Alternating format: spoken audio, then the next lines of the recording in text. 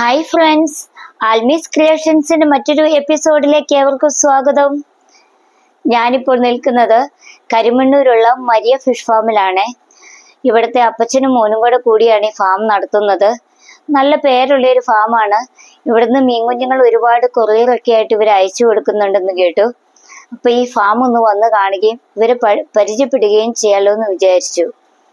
അപ്പോൾ നമുക്ക് ഇവരെ ഒന്ന് പരിചയപ്പെട്ടാലോ? ഹായ് അപ്പച്ച, ഈ മരിയ ഫിഷ് ഫാമിനെ പറ്റി കേട്ടോണ്ട് വന്നതാണ്. അപ്പൊ ഈ ഫാമൊക്കെ ഒന്ന് കണ്ട് മനസ്സിലാക്കിട്ട് പോവാന്ന് വിചാരിച്ചു. അല്ല, ഇവിടെ ആരൊക്കെയാ ഉള്ളത്? ഇവിടെ മകനും കുടുംബവും ഞാനും കുടുംബവും. ഓ അല്ലേ, അപ്പച്ചനാണോ ഇതെല്ലാം നോക്കി നടത്തുന്നത്? കൂടുതൽ ഭാഗം ഞാനാ നോക്കുന്നത്. അതല്ലേ. മകൻ എന്നാ ചെയ്യുന്നു? മകനും സഹായിക്കും. അപ്പൊ സോബിനെ നമുക്ക് കാണാൻ പറ്റുമോ? വിളിക്കാം. ഏതൊക്കെ മീനുകളുള്ളേ? എത്ര നാളായി ഫാം തുടങ്ങിയിട്ട്? 5 വർഷമായതുള്ളൂ ബ്രീഡിംഗ് സെക്ഷനിലേക്ക് മാറിയിട്ട് കുഞ്ഞുങ്ങളെ കൊടുക്കുന്നത്. നമുക്ക് 3 ഐറ്റം ആണുള്ളത്: ബ്ലാക്ക്, പിങ്ക്, ആൽബിനോ. ബ്ലാക്ക് ആകുമ്പം 25 രൂപ, പിങ്ക് ആകുമ്പം 60, ആൽബിനോ ആകുമ്പോൾ 200 രൂപയാണ് നമ്മൾ കൊടുക്കുന്നത്. നമ്മളിവിടെ കുഞ്ഞുങ്ങളെ മാത്രമേ കൊടുക്കുന്നുള്ളൂ. കുഞ്ഞുങ്ങൾ മാത്രം. മീനുകൾക്ക് കൊടുക്കുന്ന തീറ്റയെ കുറിച്ച് പ്രേക്ഷകർക്ക് വേണ്ടി ഒന്ന് പറഞ്ഞു തരാമോ? ഏറ്റവും സീറോ തീറ്റച്ചെലവ് വരുന്നത് നമുക്ക് ചേമ്പല, കപ്പളത്തിന്റെ ഇല, ചീരയില, കപ്പയുടെ ഇല, മൾബറി ഇല, അങ്ങനെയുള്ള ഇലവർഗ്ഗങ്ങൾ മാത്രം മതി. പിന്നെ നമ്മൾ വീട്ടിൽ മിച്ചം വരുന്ന ദോശ, അപ്പം, ഇടിയപ്പം, വെള്ളത്തിന്റെ മുകളിൽ പൊങ്ങി കിടക്കുന്ന എന്ത് ഭക്ഷണവും ഇത് കഴിക്കും. പിന്നെ പഴമൊക്കെ ആണെങ്കിൽ ചെറുതായിട്ട് അരിഞ്ഞരിഞ്ഞ് കൊടുത്താൽ ഏറ്റവും ഇഷ്ടമായി പഴങ്ങളൊക്കെ തിന്നുന്നത്. അതുകൊണ്ട് നമുക്ക് തീറ്റച്ചെലവ് വളരെ കുറച്ച് ഇത് നമുക്ക് വളർത്തിയെടുക്കാവുന്ന ഒരു മീനാണ്. വളർത്തു മത്സ്യങ്ങളിൽ ഏറ്റവും കൂടുതൽ ടേസ്റ്റ് ഉള്ളതും ഈ മീനാണ്. ഇതിന് സെൻറ്ററിൽ മാത്രം ഒരൊറ്റ മുള്ളേ ഉള്ളൂ. പിള്ളേർക്കൊക്കെ ധൈര്യമായിട്ട് കൊടുക്കാം. അപ്പൊ നമുക്കിതിപ്പോ നമ്മൾ വളർത്താൻ തുടങ്ങി ഒരു കുഞ്ഞിനെ മേടിച്ച് നമ്മൾ വളർത്തുക. അപ്പൊ അത് ഏറ്റവും ടേസ്റ്റ് 1.5 കിലോ 2 കിലോ ഒക്കെ ആകണമെങ്കിൽ ഒരു 2 വർഷം എടുക്കും. നമ്മൾ ഈ പോഷകാഹാരങ്ങളൊന്നും ഇല്ലല്ലോ, നമ്മൾ ഈ ഇലവർഗ്ഗങ്ങൾ കൊടുക്കുന്നതുകൊണ്ട് ഇതിന് ഗ്രോത്ത് വളരെ കുറവാണ്. പിന്നെ നമ്മൾ തീറ്റൊക്കെ മേടിച്ച് കൊടുക്കുവാണെങ്കിൽ നല്ല ഗ്രോത്ത് ഉണ്ടാവും. ഇപ്പൊ ഞാനൊരു സംശയം ചോദിക്കുകയാണെ, നമ്മളിപ്പോ ഒരു മീൻകുളത്തില് നമ്മളിപ്പോ ഈ വർഷം ഒരു 10 മീനൊക്കെ വരാനും മേടിച്ചിട്ടു.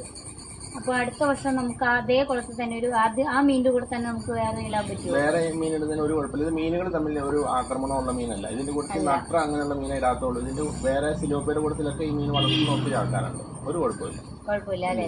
അല്ല, ഞാൻ ചോദിച്ചു ഗൗരയുടെ കുഞ്ഞുങ്ങളെ തന്നെയാണെങ്കിലും നമുക്ക് അങ്ങനെ ഓരോ വർഷമായിട്ട് ഇടുന്ന ഒത്തിരി ആൾക്കാരുണ്ട്. ഈ വർഷം നമ്മൾ പിടിക്കാറാകുമ്പോൾ പല സമയത്ത് ഇടുന്ന ഒത്തിരി ആൾക്കാർ. അങ്ങനെ ഇടുവാണെങ്കിൽ നമുക്ക് ഓരോ വർഷം കഴിയുമ്പോൾ ഇവരിങ്ങനെ പിടിച്ചോണ്ടിരിക്കാം. അങ്ങനെ ഇടുന്നവരുണ്ട്. പിന്നെ വേറെ ഇങ്ങനെ പുറത്തുനിന്ന് കൈത്തീറ്റ അതൊന്നും വാങ്ങിച്ചു കൊടുക്കണ്ട? കൈത്തീറ്റ നമ്മുടെ ഈ കുഞ്ഞുങ്ങൾ ഉണ്ടാകുമ്പോൾ ആദ്യത്തെ 3 മാസം നമ്മൾ മേടിച്ചു കൊടുക്കുന്നുണ്ട്. അതിനുശേഷം നമ്മൾ ചേമ്പലയും ഈ കപ്പളത്തിന്റെ ഇല, കപ്പയില, അങ്ങനെയുള്ള സാധനങ്ങൾ മാത്രമേ നമ്മൾ കൊടുക്കുന്നുള്ളൂ. മൾബറിയില ഞാൻ ആദ്യമായിട്ട് കേൾക്കണൊക്കെ ഞാൻ കേട്ടിട്ടുണ്ട്. മൾബറിയില ചെമ്പരത്തിപ്പൂ ചാമ്പങ്ങാടെ അരിഞ്ഞു കൊടുത്താൽ ഭയങ്കര ഇഷ്ടമാണ്. പനിനീർ ചാമ്പ. അപ്പൊ നമ്മുടെ വീട്ടിൽ തന്നെയുള്ള സാധനങ്ങൾ മാത്രം നമുക്ക് വളർത്താൻ പറ്റും.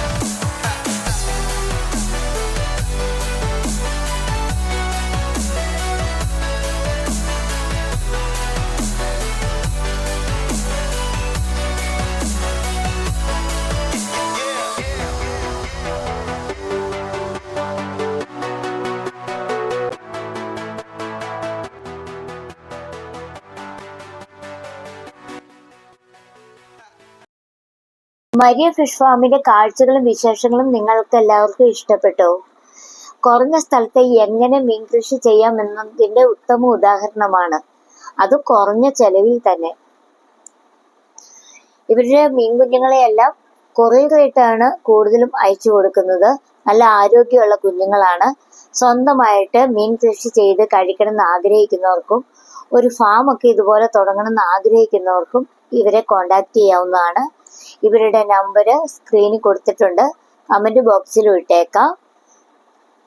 ഈ ഒരു വീഡിയോ ഇഷ്ടപ്പെട്ടെങ്കിൽ ലൈക്ക് ചെയ്യാനും ഷെയർ ചെയ്യാനും നിങ്ങളുടെ വിലയേറിയ അഭിപ്രായങ്ങൾ പറയാനും മറക്കരുത്. സപ്പോർട്ട് ചെയ്യണം. പുതിയൊരു വീഡിയോയുമായിട്ട് ഞാൻ ഉടൻ വരാം കേട്ടോ.